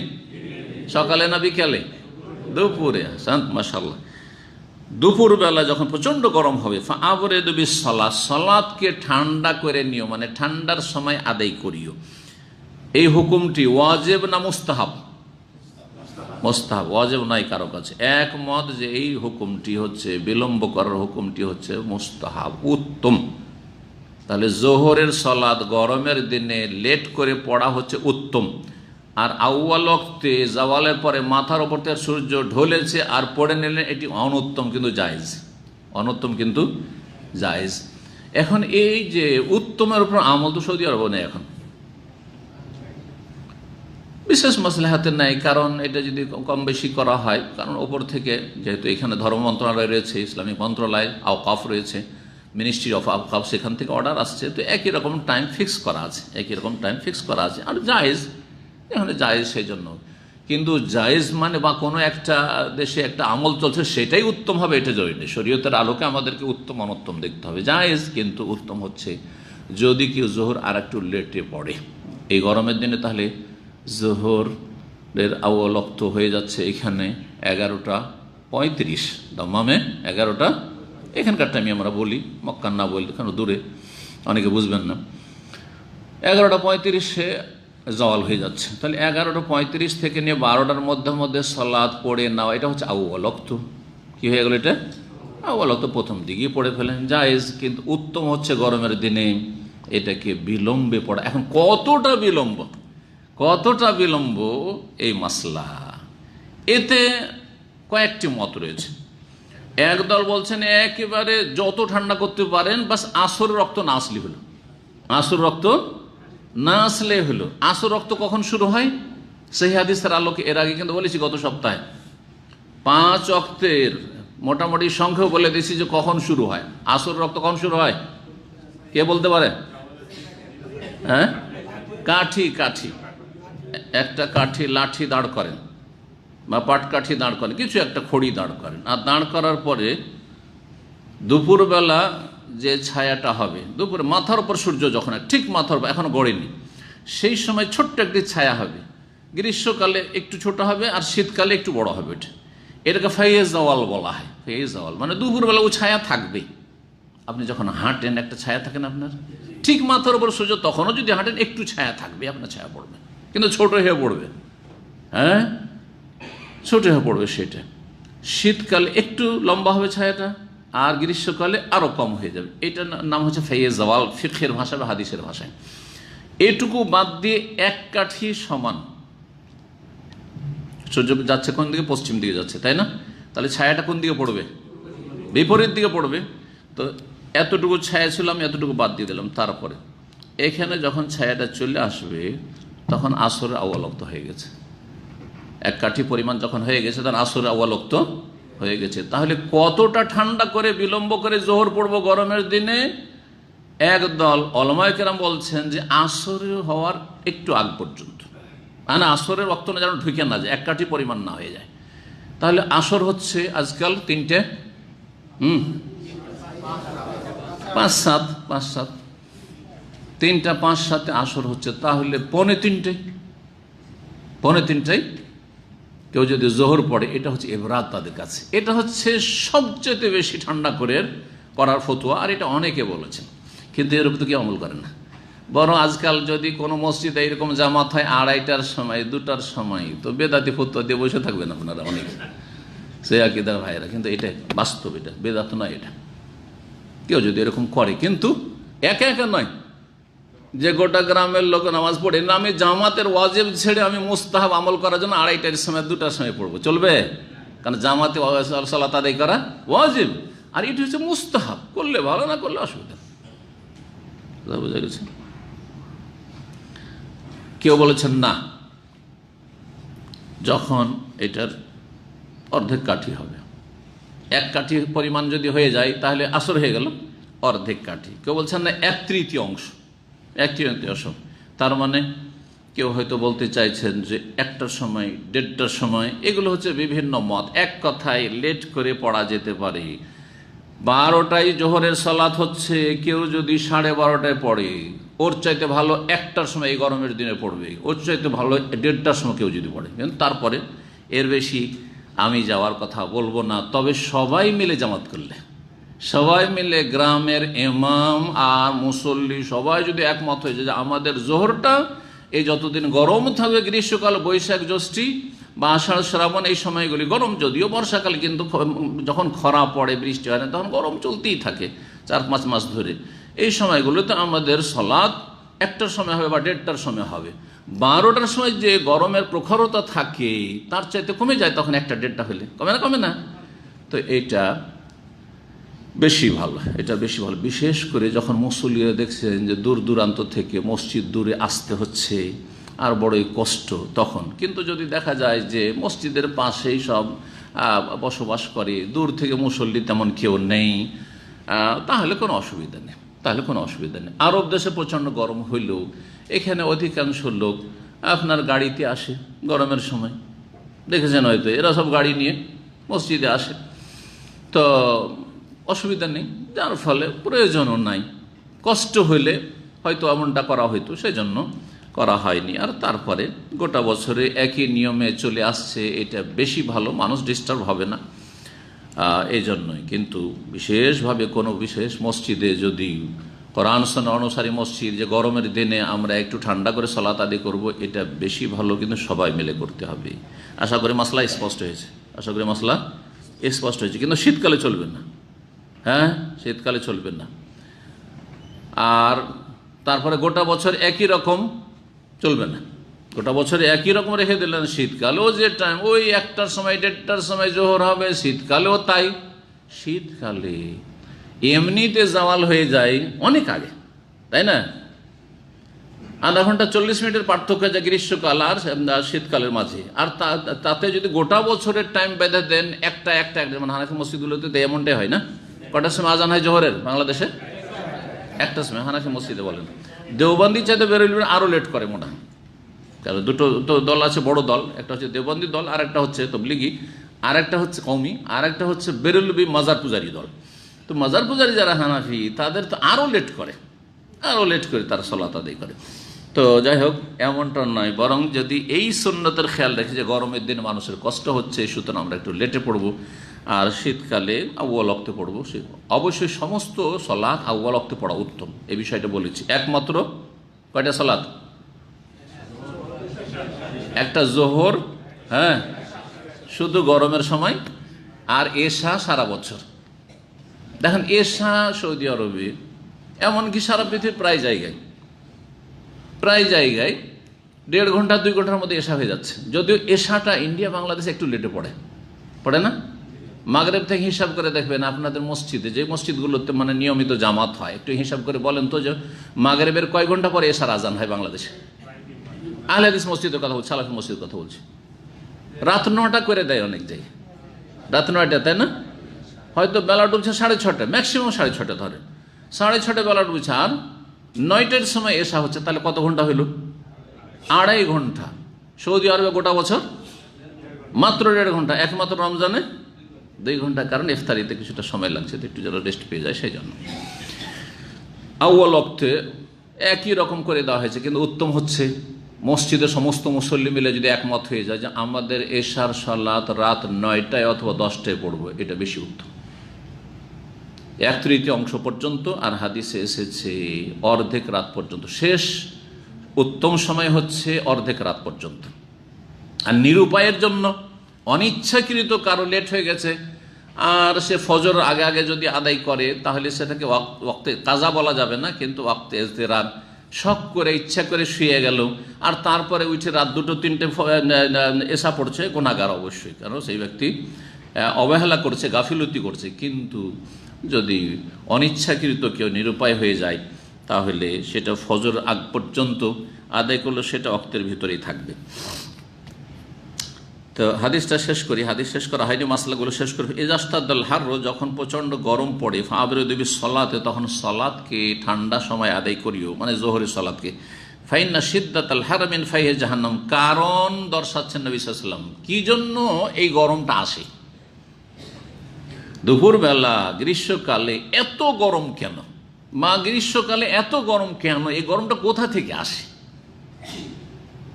নবী সাল্লাল্লাহু আলাইহি সাল্লাম ওহী মারফত কথা বলেছেন, ওমা ইয়ানতিকু আনিল, নিজের পক্ষ থেকে বলেননি। আমরা বুঝি আর না বুঝি, সায়েন্স সেটা উদ্ঘাটন করুক আর না করুক, সায়েন্স সেটা বিপরীত বলুক আর পক্ষে বলুক আর বিপক্ষে বলুক, তাতে আমাদের যায় আসে না। নবী সাল্লাল্লাহু আলাইহি ওয়াসাল্লাম কি বলেছেন? ফাইন্না সিদ্দাতাল হাররি মিন ফাইহি জাহান্নাম, কারণ এই গ্রীষ্মকালের গরমের প্রখরতা জাহান্নামের ভাপের অন্তর্ভুক্ত, জাহান্নামের ভাপের অংশ। ফাইহন, যখন গরম পানি টকবক করে ফুটে আর যে ফুটছে আর এই যে গরমটা বেরোচ্ছে, হ্যাঁ, সেখান থেকে এটা কি বলা হয়? ভাপ উঠছে। আপনারা দেখেছেন আপনার আখের রস থেকে গুড় তৈরি করতে, হ্যাঁ, তার পাশে সেটাকে কাঢ়াই বলে না? আমরা ছোটোকালে খুব এগুলো খেয়েছি আর বসেছি, ওখানে দাঁড়িয়েছি, আর কত যে অ্যাক্সিডেন্ট হয়েছে, দুর্ঘটনা, এইসব শোনা যেত সেই যুগে। তো কি যে গরম থাকে ওখানে দাঁড়ানো, তাই না? এটা কিসের? ওই যে আপনার চুলার ভাপ, হ্যাঁ, বা ওই যে ফুটছে ওর ভাপ এটা। তো জাহান্নামের একটা ভাপ আছে, জাহান্নামের আগুন 70 গুণ তার তাপ বেশি দুনিয়ার আগুনের তুলনায়। নবী সাল্লাল্লাহু আলাইহি ওয়াসাল্লাম বলেছেন 70 ভাগের 1 ভাগ হচ্ছে নারকুম আজি, দুনিয়ার এই তোমাদের আগুন। আল্লাহ আমাদেরকে আল্লাহ আজিরনা মিনান নার, জাহান্নামের আযাব থেকে রক্ষা করে, জাহান্নামের আগুন থেকে রক্ষা করে। তো জাহান্নামের ভাপের অন্তর্ভুক্ত হচ্ছে এই গ্রীষ্মকালে রৌদ্রের প্রখরতা, দুপুরবেলা এটা যে পাচ্ছ, সেটা জাহান্নামের ভাপের অংশ। এই জাহান্নামের ভাপের অংশ, এটার অর্থ কি? এই মর্মে যারা ভাষ্যকার তারা দুটো ব্যাখ্যা করেছেন। একটি হচ্ছে আলাল হাকিক, আসল অর্থেই রয়েছে, যে কথা বলেছেন নবী সাল্লাল্লাহু আলাইহি ওয়াসাল্লাম, আর যেটি এর অর্থ সেটাই বাহ্যিক অর্থই হচ্ছে গ্রহণযোগ্য, আর এটি বেশি নিরাপদ। এই অর্থটি হচ্ছে নিরাপদ, কারণ নবী সাল্লাল্লাহু আলাইহি ওয়াসাল্লাম এইভাবে বলেছেন, যেভাবে বলেছে সেভাবে আমরা ঈমান নিয়ে আসলাম। আমরা এর রহস্য উদ্ঘাটন করতে পারি আর না পারি, আমাদের এই দায়িত্ব নাই। আর আরেক দল বলেছেন যে এটা মাজাজ, মানে রূপক অর্থে, এটা হচ্ছে রূপক অর্থে। জি, রূপক অর্থ কাকে বলা হয়? আসল অর্থ যেখানে উদ্দেশ্য করা হয় না, আসল অর্থ বাদ দিয়ে, কাছের অর্থ বাদ দিয়ে দূরের অর্থ নেওয়া, এটাকে রূপক অর্থ বলে। একটা হচ্ছে কাছের অর্থ আর একটা হচ্ছে দূরের অর্থ। জি হ্যাঁ, এই বিল্ডিংটি, হ্যাঁ, অমুক ধনাঢ্য ব্যক্তি বানিয়েছেন, কথা বোঝা গেছে? এই বিল্ডিংটি কে বানিয়েছেন? অমুক ধনাঢ্য ব্যক্তি বানিয়েছেন। এর কয়টি অর্থ? হ্যাঁ, দুটি অর্থ। একটা হচ্ছে আসল আর একটা রূপক। এখানে আসল অর্থে আছে না রূপক অর্থে আছে? ধনাঢ্য ব্যক্তি ফান্ডিং করেছে, পয়সা দিয়েছেন, কিন্তু উনি রাজমিস্ত্রি না, ঠিক না? আসল বানিয়েছে কে? রাজমিস্ত্রিরা বানিয়েছে। কথা বোঝা গেছে না? এটা হলো হাকিকাত আর মাজাজ। একে বলে হাকিকাত, আসল অর্থ। এবং মজাজ মানে রূপক অর্থ। তো এই বিষয়ে একদল বলছেন যে এটা রূপক অর্থ রয়েছে। তাহলে কি অর্থ? ফাইনা সিদ্দাতাল হাররি, যে এই যে গরম, প্রচণ্ড গরম তোমরা অনুভব করছো গ্রীষ্মকালে, সেটা জাহান্নামের ভাপের সদৃশ্য। তুসবেহ ফাইহা জাহান্নাম, তুসবেহ ফাইহা জাহান্নাম, এটি হচ্ছে সিদ্দাতাল হার। তুসবেহ ফাইহা, জাহান্নামের ভাপের সদৃশ্য মতোই। জাহান্নামের ভাপ যেমন প্রচণ্ড গরম, তারই একটা অংশ ওই রকমই হচ্ছে এই গরম, গ্রীষ্মকালের এই দুপুরবেলার গরম। তাহলে এটা জাহান্নামের অংশ, তাহলে আসল অর্থে থাকলো না, রূপক অর্থে হয়ে গেল। কিন্তু যেমনটা বললাম যে প্রথম অর্থটি নেওয়া বেশি নিরাপদ এবং বেশি সহি, আর সেটা নিতে কোনো বাধা নেই। আচ্ছা, আজকালকার সায়েন্সও কিন্তু সেদিকে ইঙ্গিত করছে। আমরা যতটা কোরআন এবং হাদিসের দলিল থেকে জানছি যে জাহান্নাম ওপরে আছে না নিচে আছে? নিচে আছে, জমিনের নিচে আছে, আর জান্নাত আকাশের উপরে আছে।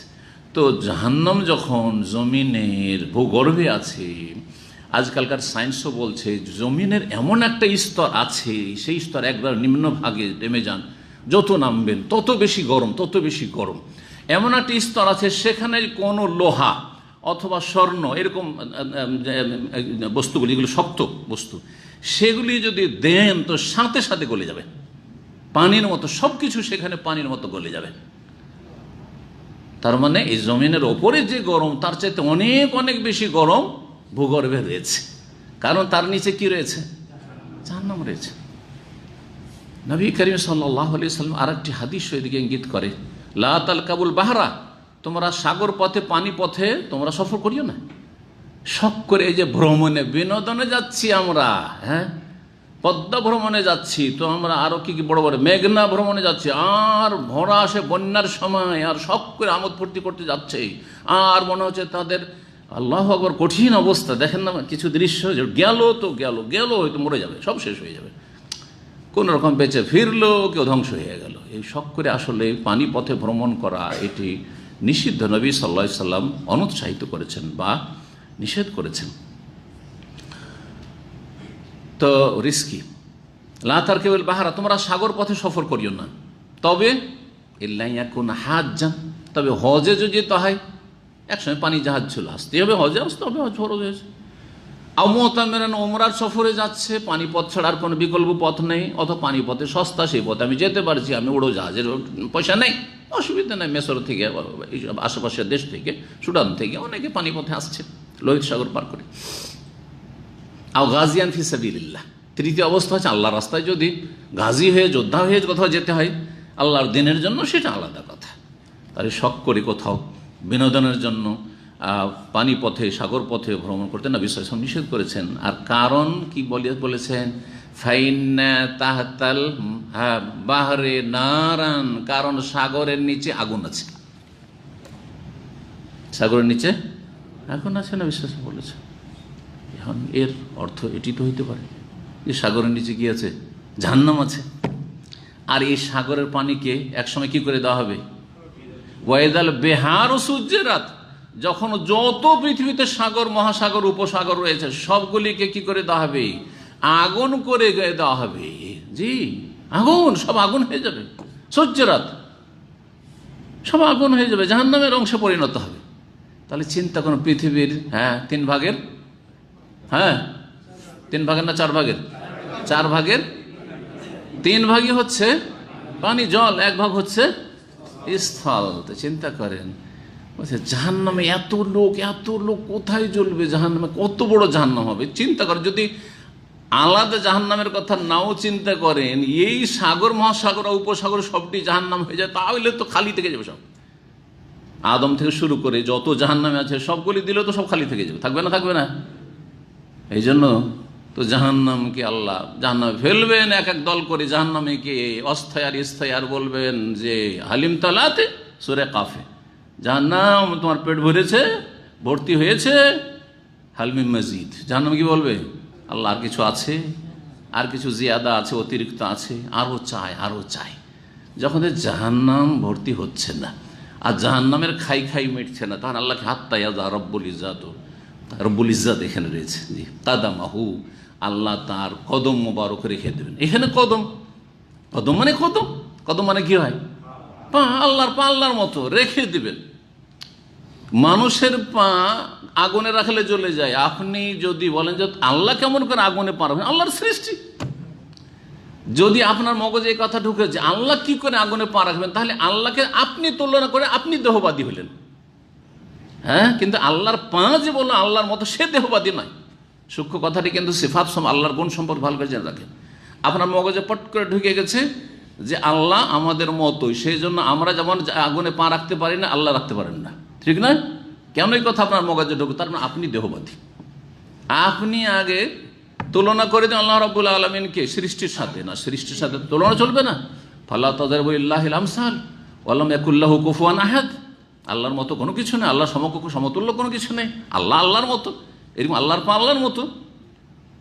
মানুষ পা রাখলে, আগুনে পা রাখলে জ্বলে সাথে সাথে শেষ হয়ে যাবে, কিন্তু আল্লাহ রাব্বুল আলামিন যখন পা রাখবেন ফায়ানজাবি বাযুহা ইলা বাযিন, তখন জাহান্নাম একটি আর বিশাল জাহান্নাম এমনভাবে সংকুচিত হয়ে যাবে, এইভাবে নড়জড় হয়ে যাবে, বলবে কাত কাত কাত, বাস বাস বাস বাস বাস, আল্লাহ আকবার আল্লাহ আকবার, হয়ে গেছে হয়ে গেছে হয়ে গেছে। আল্লাহু আকবার, কথা বুঝতে পারছেন? আল্লাহু আকবার, আল্লাহু আকবার মানে কি শুধু মুখে বললে হবে? আল্লাহ সবচেয়ে বড়। আল্লাহর কাছে জাহান্নাম একটা ক্ষুদ্র সৃষ্টি, আমার কাছে অনেক বড়, আপনার কাছে অনেক বড়। জান্নাত আল্লাহর কাছে ক্ষুদ্র সৃষ্টি। জি, সাগর মহাসাগর আল্লাহর কাছে ক্ষুদ্র সৃষ্টি, কিছুই না আল্লাহ রাব্বুল আলামিনের কাছে। আল্লাহু আকবার। তো আল্লাহু আকবারটা আসলে ভালোভাবে বুঝতে হবে যে আল্লাহু আকবার মানে কি, সব দিক থেকে আল্লাহর আকবার বড়। জি, ফাইন্না শিদ্দাতাল হার মিন ফাইহি জাহান্নাম।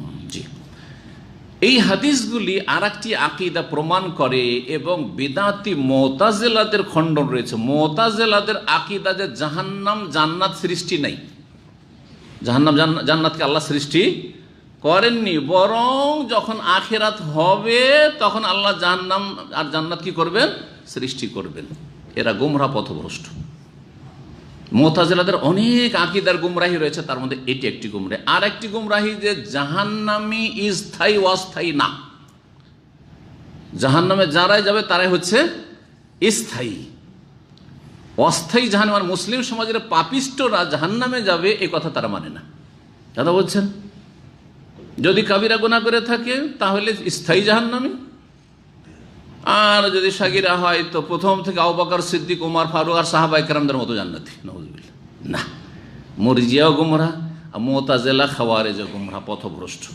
প্রান্তিকতা দুই দিকে রয়েছে, আর আহলে সুন্নাত ওয়াল জামাত হচ্ছে মধ্যমপন্থী, যে মুসলিম সমাজে অস্থায়ী জাহান্নামী হবে কিন্তু স্থায়ী হবে না যদি তার ইসলাম টিকে থাকে।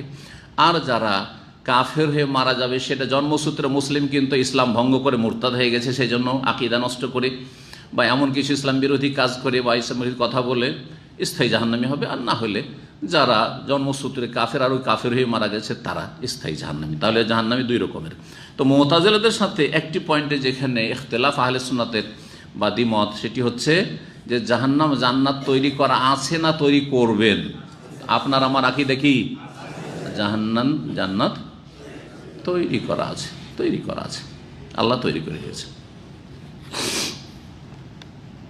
কেমন করে জানা গেল এই দলিলগুলো থেকে যে জান্নাত জাহান্নাম তৈরি আছে? হ্যাঁ, আরে অন্য দলিল না, এই হাদিস। জাহান্নামের ভাপ, তাহলে জাহান্নাম তৈরি আছে, ওখান থেকে ভাপ আসছে গ্রীষ্মকালে, বুঝতে পেরেছেন? জি হ্যাঁ, আরো স্পষ্ট হাদিসগুলি আসছে যেখানে শ্বাস নেওয়ার অনুমতি দেওয়া হলো, তার মানে জাহান্নাম তৈরি আছে, তাকে শ্বাস নেওয়ার, দুটো শ্বাসের অনুমতি দেওয়া হলো, সামনে হাদিস আসছে। 535 নম্বর হাদিস। হাদিস বর্ণনা করেছেন আবু যার গিফারি রাদিয়াল্লাহু তাআলা আনহু, সাহাবী, বলছেন আযযানা মুয়াজ্জিনুন নবী সাল্লাল্লাহু নবী সাল্লামের মুয়াজ্জিন আজান দিলেন যোহরের। ফাকালা, তখন নবী সাল্লাল্লাহু বলেন আবরিদ আবরিদ, ঠান্ডা করো ঠান্ডা করো, মানে বিলম্ব করো। আজান দিলা এখন একামত হবে না, নামাজ দেরিতে হবে। তার এখান থেকে বোঝা গেল আজান দেওয়ার পরে ইমামকে এবং মুয়াজ্জিনকে, আসল হচ্ছে ইমাম, ইখতিয়ার রয়েছে যে আমি আধা ঘন্টা পরে নামাজ পড়াবো, না 20 মিনিট পর পড়াবো, না 15 মিনিট পরে আমাদের একামত হবে, আমার জামাত শুরু হবে, করতে পারে। তবে সব কাজে পরামর্শ করা ভালো, যেখানে পরামর্শের বড় গুরুত্ব রয়েছে। মুসল্লিদের সাথে পরামর্শ কোনটা তাদের জন্য সুবিধাজনক এটা অবশ্যই খেয়াল রাখতে হবে, কিন্তু বিশেষ কারণে বিলম্ব করা যেতে পারে। আজকে আমাদের আলোচনা চলছে, সুতরাং এশার সালাতটি এই মসজিদে 1 ঘন্টা পরে হবে, জায়েজ না জায়েজ নয়? জায়েজ, জায়েজ, কোনো অসুবিধা নেই। অনেক মাহফিলগুলো এরকম করতে হয়। অনেক এক যুগে তো নাজায়েজ কাজ হইত, জলসা মাহফিল চলতে আছে, মাগরিব হয়ে গেল, এশা হইলো, যার নামাজ পড়লো, বেনামাজি ওয়াজ শুনছে কিন্তু বেনামাজি হয়ে বসে থেকে গেল, মাগরিবের জামাত নেই আর এশার জামাত নেই, এরকমটা হইতো। আলহামদুলিল্লাহ আমাদের কোরআন শোনা অনুসারী ভাইয়েরা একটু পরিবর্তন তাতে নিয়ে এসেছে। আমরা ছোটকালে কিন্তু ওই রকমটা দেখেছি, দিন শিখতে আসলো, ওয়াজ মাহফিলে আসলো আর বেনামাজি, সে ফায়দা কি? বা জামাত ছেড়ে বসে, কখন জামাত হলো, নিজে নিজে মসজিদে, পাশে মসজিদ আছে, ওখানে কখন জামাত হয়ে গেছে, এদিকে ওয়াজ চলতি আছে কন্টিনিউ। নাজায়েজ কাজ এটা, যে ওয়াজ করবে, নফল সুন্নত মুস্তাহাব কাজ করতে গিয়ে আপনার এখানে জামাত ওয়াজিব ছুটতে থাকবে। সুতরাং সেই স্টেজে সময় মতো জামাত করেন, আর না হলে বিলম্ব করে, চলো প্রোগ্রামটা শেষ করে দিব, আজকে 8টা সাড়ে 8টায় নামাজটা না পড়ে 9:30টার সময় বা 10টার সময় একবারে মাহফিল শেষ করে আমরা সালাতটা পড়ে দেবো, কোনো অসুবিধা নেই, তাই আছে। দুবাইয়ের প্রোগ্রামগুলোতে এরকম আমার কয়েকবার এরকম হয়েছে যে 8:30টার সময় বা 8টার সময় এশা হয়ে গেল, কিন্তু আমার প্রোগ্রাম চলতে আছে 9টার পরে প্রোগ্রাম শেষ করে সব মসজিদে তখন জামাত হইল, যে আবরেদ ঠান্ডা করে সালাত আদায় করো। কাল ইন্তাজের অপেক্ষা করো। কাল সিদ্দাতুল হারামিন ফাইহি জাহান্নাম, যে রোদের প্রখরতা দুপুরবেলা এটি জাহান্নামের ভাপের অন্তর্ভুক্ত। হাত্তা রাআইনা ফাইয়াতালুল, এত দেরি করালেন যে নবী সাল্লাল্লাহু আলাইহি সাল্লাম, যে আমরা টিলার ছায়া দেখতে পেলাম। টিলা কাকে বলে? কোনো জায়গায় অল্প উঁচা, বেশি উঁচা না, বেশি উঁচা হলে পাহাড়, তাই না? টিলা, একটু টিলা আছে, টিলার তো একটু ছায়া পড়বে, তো টিলার ছায়া, এমনি তো টিলা ছোট, তো তার ছায়া আর কতটা হয়, কিন্তু টিলার ছায়া দেখতে পেলাম, তার মানে বেশ দেরি হয়ে গেছে, ঘন্টাখানিক ধরে দেরি হয়ে গেছে, আজানের পরে ঘন্টাখানিক কমপক্ষে দেরি হয়েছে, তাহলে টিলার ছায়া দেখা যাচ্ছে আনুমানিক। ফাইজাস্তাদাল হারু ফাবরিদু আনিস সলাতে, যখন গরম প্রচণ্ড পড়বে, ফাবরিদু আনিস সলাত, সলাতে বিলম্ব করো বা ঠান্ডা করো। তারপরে হাদিস বর্ণনা করছেন সাইদ ইবনে মুসাইয়্যিব প্রখ্যাত তাবী রাহিমাতুল্লাহ আলাইহি, আন আবি হুরায়রা রাদিয়াল্লাহু তাআলা আনহু থেকে, আন নবী সাল্লাল্লাহু আলাইহি ওয়াসাল্লাম ফাইজাস্তাদাল হারু ফাবরিদু বিস-সালাত ফাইন্না শিদ্দাতাল হার মিন ফাইহি জাহান্নাম। এটা বর্ণনা করা 537 নম্বর হাদিস। হাদিসগুলোর অর্থ যেহেতু হয়ে গেছে বারবার বলছি না। ওয়াশতাকাতিন নার ইলা রাব্বিহা, জাহান্নামকে আল্লাহ যখন সৃষ্টি করলেন আর জাহান্নাম জ্বলতে আছে, আর এত গরম হয়েছে, এত উত্তপ্ত হয়েছে জাহান্নাম জ্বলে জ্বলে। আল্লাহু আকবার। জাহান্নাম রবের কাছে অভিযোগ করলো। জাহান্নাম কি করলো? আল্লাহর কাছে অভিযোগ করলো, মানে দরখাস্ত করলো, ইয়া রব্বে, হে আমার রব, আকালা বাদি বাজান, আমার একটা অংশ আর একটা অংশকে গ্রাস করে ফেললো, আর বরদাস্ত করতে পারছি না, আর বরদাস্ত হচ্ছে না, এক অংশ আর এক অংশকে খেয়ে ফেলছে, আকালা মানে খেয়ে ফেল। ফাআযানা লাহা বিনাফাসাইন, তখন আল্লাহ অনুমতি দিলেন যে তোমার গরম প্রচণ্ড বেড়ে গেছে, তাপ বেড়ে গেছে, দুটো শ্বাস না। আল্লাহ সৃষ্টিগতভাবে জাহান্নামকে দুটো শ্বাস নেওয়ার অনুমতি দিলেন। সৃষ্টিগত কেন বললাম? কারণ আল্লাহ রাব্বুল আলামিনের শরীয়তের হুকুম হচ্ছে শুধু মানুষ আর জিনের জন্য। আল্লাহর হুকুম হচ্ছে দুই রকম, একটা হচ্ছে সৃষ্টিগত হুকুম, সৃষ্টিগত বিধান, আরেকটি হচ্ছে শরীয়তগত বিধানগত বিধান।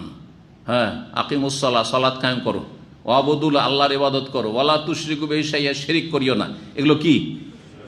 এগুলো হচ্ছে শরীয়তগত বিধানগত হুকুম, আল্লাহর আদেশ বিধি নিষেধ, এটা করো, এটা করিও না, এটা করো, এটা করিও না। তো এইগুলি কার জন্য? পাহাড় পর্বতের জন্য, জান্নাত জাহান্নামের জন্য না? মা খালাকতুল জিন্না ওয়াল ইনসা ইল্লা লিয়াবুদুন, একমাত্র মানুষ জিনের জন্য। হ্যাঁ, এর মাধ্যমে তাদের পরীক্ষা রয়েছে।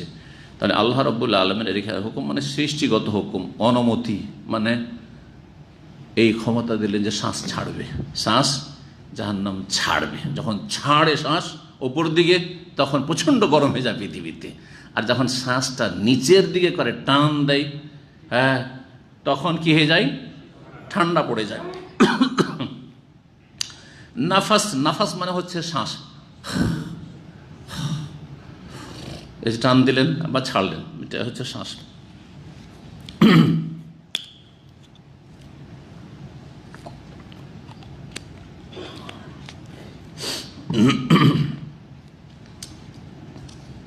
দুটো শ্বাসের অনুমতি দিলেন, একটি হচ্ছে শীতকালে নাফাস ফিস শীতা, আর নাফাস ফিস, আরেকটি হচ্ছে গ্রীষ্মকালে। ফাহুয়া আসাদ্দু মা তাজিদুনা মিনাল হার, এই কারণেই তোমরা গরমের দিনে প্রচণ্ড গরম অনুভব করে থাকো। ও আসাধ্য মাতা যে দুনামিনা জামহারির, আর শীতকালে প্রচণ্ড ঠান্ডা অনুভব করে থাকো, বিশেষ করে পশ্চিমা দেশে, শীতের দেশে। জি, আচ্ছা, এই যে বিষয়গুলি রয়েছে, এগুলি সম্পর্কে কিছু কথা আরও রয়েছে। আল্লাহ রাব্বুল আলামিনের কাছে যে কমপ্লেন, অভিযোগ করলো বা দরখাস্ত করলো জাহান্নাম, এটা কি আসলে বাকশক্তি দিয়ে করলো, এটা বোঝানো হয়েছে, না রূপক অর্থে বলা হয়েছে? এখানেও দুটোই অর্থ বলেছেন ওলামারা। যদি বলা হয় যে না, আসলেই আল্লাহর কাছে দরখাস্ত করেছে, কে দরখাস্ত করেছে? জাহান্নাম দরখাস্ত করেছে, আল্লাহ আর বরদাস্ত করতে পারছি না, এই তাপ আর বরদাস্ত করতে পারছি না, আমার এক অংশ আর এক অংশকে ভক্ষণ করে ফেললো, গ্রাস করে ফেললো, আর সামলাতে পারছি না। এটা তাহলে কি করেছে জাহান্নাম? নিজের ভাষায় বলেছে। এটা অসম্ভব কিছু না। যে আল্লাহ রাব্বুল আলামিন হাসরের মাঠে আমাদের মুখ বন্ধ করে দিয়ে আল্লাহ আমাদের হেফাজত করেন, আমাদের কথা বলবে কি? আলিয়ামা নাখতেমু আলা আফওয়াহে, মুখ বন্ধ, জবানে এই থাকবে না, বাকশক্তি থাকবে না। অত কাল্লেমুন আইদিহিম, হাতে, দুই হাতে কথা বলবে। ও তাশহাদু আরজুলুহুম, আর পায়েও কথা বলবে। হ্যাঁ হ্যাঁ, ঠিক বলছে, ঠিক বলছে, ঠিক ঠিক ঠিক। জি হ্যাঁ, কথা বোঝা গেছে না? জি। বরং অন্য আয়াত রয়েছে সূরা ফুসসিলাতে, প্রতিটি অঙ্গ প্রত্যঙ্গ কথা বলবে, হয় আপনার পক্ষে নয় আপনার বিপক্ষে কথা বলবে। আপনি যেখানে বসবাস করেছেন, যেখানে সালাত আদায় করেছেন, যেখানে গুনাহ করে, সব জায়গায় কথা বলবে, সব কিছু কথা বলবে। তো যে আল্লাহ রাব্বুল এই সমস্ত ক্ষমতা দেব, সে আল্লাহ রাব্বুল আলামিন জাহান্নামকে অভিযোগ করার কথার দ্বারা তৌফিক শক্তি দিতে পারেন।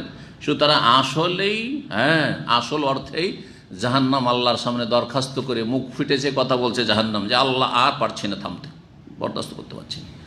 এটা হচ্ছে হাকিকাত, আসল অর্থ। রূপক অর্থ কি? সেটা হচ্ছে প্রাকৃতিকভাবে কথা বলা। সেটা হচ্ছে যখন কোনো কিছু প্রচণ্ড গরম হয়ে যায়, প্রচণ্ড গরম হয়ে যায়, তখন তার অবস্থা, এটাকে লেসানুল মাকাল বলেন। যে পরিভাষাটা বলছি, লেসান মানে কি? বাকশক্তি। লিসান মানে জবান, মানে বাকশক্তি। লেসানুল হাল আর লেসানুল মাকাল, এ দুটো কথা আছে। লেসানুল মাকাল হচ্ছে কথার দ্বারা। একজন গরিব মানুষ, অভাবী, খেতে পায়নি, অনাহারে আছে, আর এসে আমাদেরকে বলছে যে ভাই আল্লাহ আপনাদের ভালো করুন, বড়ই কষ্টে আছি ছেলে মেয়ে নিয়ে, যদি একটু উপকার করতেন। এটা কি? লেসানুল মাকাল, তার বাকশক্তি দিয়ে আমাদের কাছে দরখাস্ত করলো না? আর একটি হচ্ছে, একটি লোক আসলো, একেবারে শুকিয়ে আছে, আর কাপড় চোপড় তার ছিঁড়ে ফাটা, জীর্ণ শীর্ণ হয়ে আছে, তাকে দেখলে মনে হচ্ছে যে বেচারা এত অভাবে, যে এত অভাবী লোক আমাদের চোখে পড়ে নাই, ওকে দেখেই মায়া হয়ে গেল, যেন এর হেল্প করা দরকার। কিন্তু একটিও কথা বলেনি, আপনার কাছে আমার কাছে এসে চাইনি কিন্তু একটা পয়সা। এটা কি বলা হয়? লেসানুল হাল, তার অবস্থা কথা বলছে, তার অবস্থা বলছে যে আমাকে কি করতে হবে? দান খেরাত করতে হবে, হেল্প করতে হবে, আপনাদের কাছে আমি হেল্প চাই, কিন্তু জবান খুলে নেয়। বুঝতে পেরেছেন কথা কি না? তো জাহান্নামের ক্ষেত্রে দ্বিতীয় অর্থটি কেউ করিয়েছে, এত গরম হয়ে গেছে জাহান্নাম জ্বলতে জ্বলতে, যে জাহান্নামের অবস্থা লেসানুল হাল, আল্লাহর কাছে অভিযোগ করছে যে আল্লাহ আর বরদাস্ত হচ্ছে না। তখন আল্লাহ রাব্বুল দেখলে যে জাহান্নাম তো প্রচণ্ড গরম হয়ে গেছে, তার অবস্থা তো এইরকম। সুতরাং দুটো আবরেদু বিজোহরে, তোমরা জোহরকে ঠান্ডার সময় আদায় করো। ফাইন্না শিদ্দাতাল হাররি মিন ফাইহি জাহান্নাম, কারণ দুপুরের গরমের প্রখরতা হচ্ছে জাহান্নামের ভাপের অন্তর্ভুক্ত। 10 নম্বর অধ্যায় বাবুন, এই অধ্যায় হচ্ছে আল ইবরাদ বি জোহরে ফিস সাফারে, সফরেও জোহর বিলম্ব করে পড়া।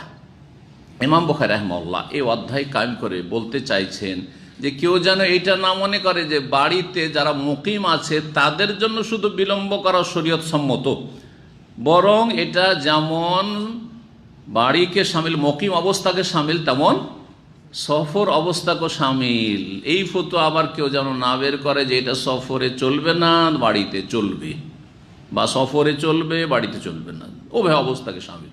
কথা বুঝছেন না? বুঝছেন না?